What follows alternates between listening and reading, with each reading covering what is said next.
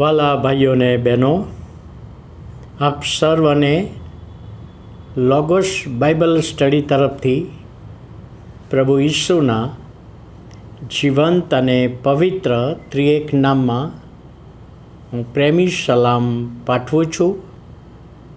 આજનો દિવસ એટલે 16મી મે 2024 અને ગુરુવારનો આ નવો દિવસ પ્રભુએ આપણા જીવનમાં બતાવ્યો માટે પ્રભુનો ખૂબ આભાર માનીએ છીએ.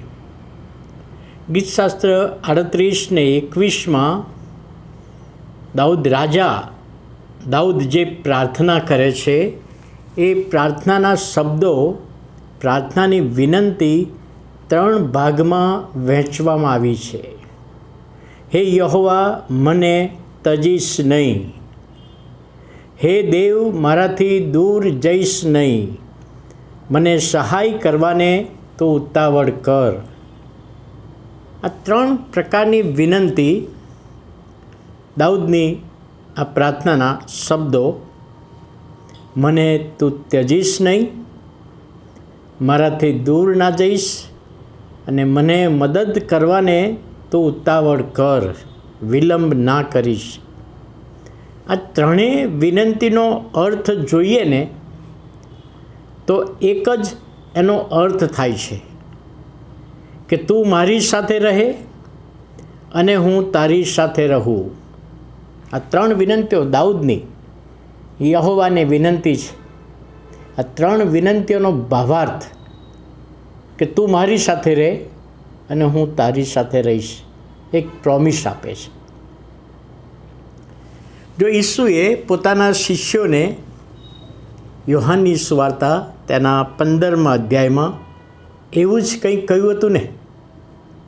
ગુરુવારની સાંજે ત્યારે શિષ્યો છેલ્લું ભોજન લેવા માટે ઉપલી મેળેમાં એકઠા થયા ત્યારે પ્રભુ ઈસુએ એ પસંદ કરેલા 12 શિષ્યોને શિક્ષણ આપ્યું.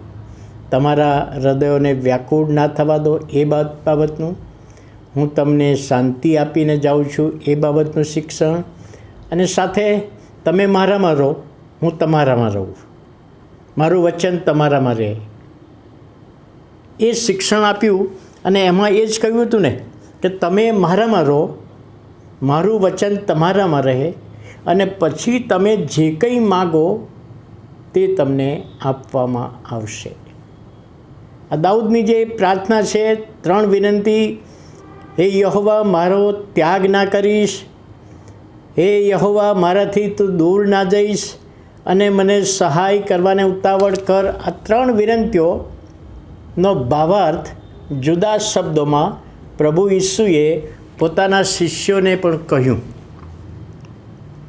હવે એ જ બાબત છે. ઈશ્વર યહોવા આદમની સાથે હતો. શરૂઆતમાં આપણે વાંચીએ છીએ આદમને હવા, ઈશ્વર એમની મુલાકાત કરતો, એમની સાથે વાત કરતો.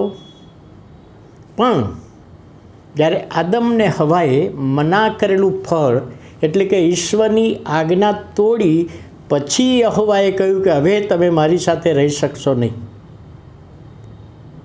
સંબંધ તોડી નાખ્યો. કેમ કે આદમને હવાએ ઈશ્વરની આજ્ઞા તોડીને પાપે પ્રવેશ કર્યો, શૈતાને પ્રવેશ કર્યો. નહીં તો ત્યાં સુધી સાથે હતા જ ને વાડીમાં. તો અહીં આગળ એ બાબત છે.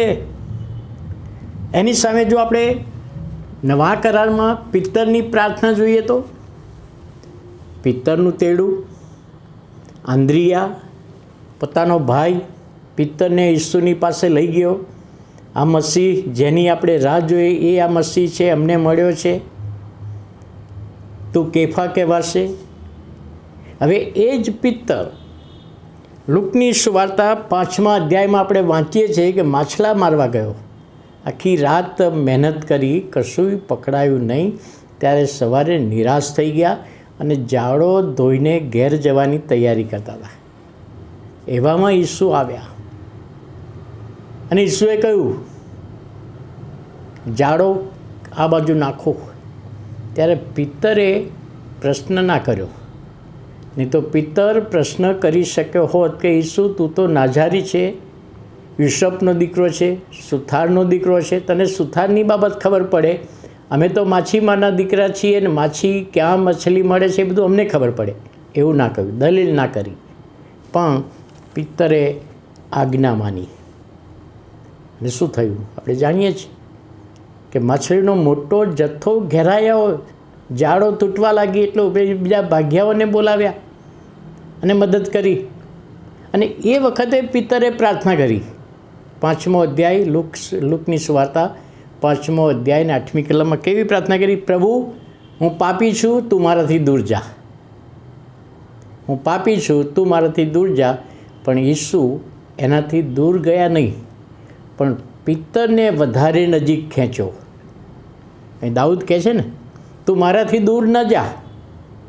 પિત્તરે તો પ્રાર્થના કરી કે ઈસુ તું મારાથી દૂર જા, હું પાપી છું.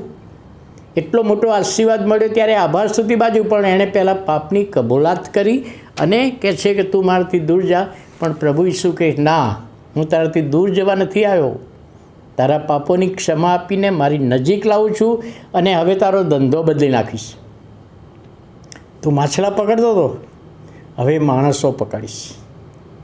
અને એ બાબત અહીં આગળ આ પ્રાર્થનાના ભાવમાં આપણે જોઈએ છીએ. ત્યારે વાલા ભાઈઓ અને બહેનો, દાઉદ કહે છે, હે યહોવા, મને ત્યજીશ નહીં, મને મૂકી દઈશ નહીં, મને છોડી દઈશ નહીં. અને હે દેવ, મારાથી દૂર ના જા, તું દૂર ના જઈશ, અને મને સહાય કરવાને વહેલો ઉતાવળ કર, મદદ કર. ત્યારે આ પિત્તરની પ્રાર્થના આપણે જોઈએ છીએ અને એમાં પ્રભુ આપણને આશીર્વાદ આપે, આ પ્રોમિસનો આશીર્વાદ આપે. એ જ આપણે પ્રભુને પ્રાર્થના કરીએ છીએ. આવો આપણે પ્રાર્થના કરીએ. વાલા પ્રભુ, અમે તમારો આભાર માનીએ છીએ, તમારા નામને ધન્યવાદ આપીએ છીએ આજના નવા દિવસની ભેટને માટે. અને આજે પ્રભુ તમારી કૃપામાં તમે અમારી સહાય કરી. અને વાલા પ્રભુ પરમેશ્વર પિતા, 16મી મે 1979માં તમારી ઓળખ મને થઈ અને આજે નવો દિવસ તમે બતાવ્યો માટે પ્રભુ આભાર માનતા સ્તુતિ કરીએ છીએ. અને આજનું પ્રોમિસ સમજવામાં આત્માની દોરવણી આપો. ઈસુ પ્રભુના નામે સાંભળો, માન્ય કરો.